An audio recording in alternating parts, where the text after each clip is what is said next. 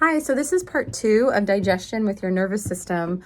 And digestion, I want you to pay attention to if you're having digestive issues that are kind of up high, like underneath the breastbone, kind of, up underneath of where the breastbone could be, that's a stomach issue. If it's lower in your gut, something's happening in your colon, small or large intestine, and they have two different functionalities.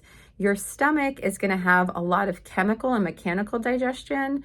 Your small and large, there's a little bit of mechanical, but there's a lot of chemical. There's a lot of absorption. There can be a lot happening with the liver, the gallbladder, the pancreas, all the accessory organs.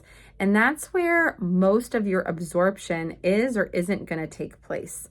So if there's a lot of bloating and lower, like in the gut, kind of near the bladder-ish, a little bit higher, something's happening that requires pause, and that's also where a lot of your trauma responses or your nervous system can live, or the gut brain.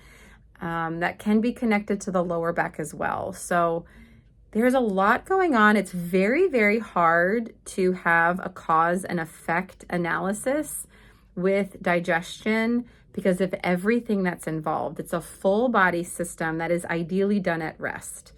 If it's higher, or if you're having a lot of acid, a lot of like you feel kind of like you're choking, that's an upper GI.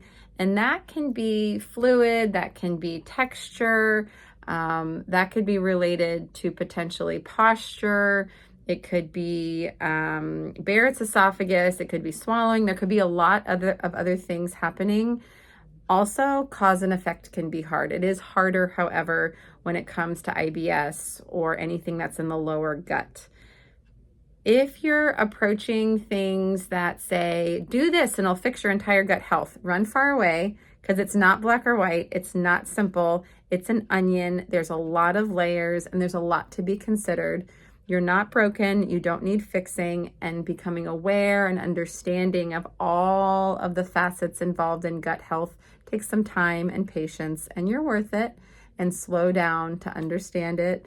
And if you need help, ask for help. But go slow, and you're worth someone witnessing your story. Okay.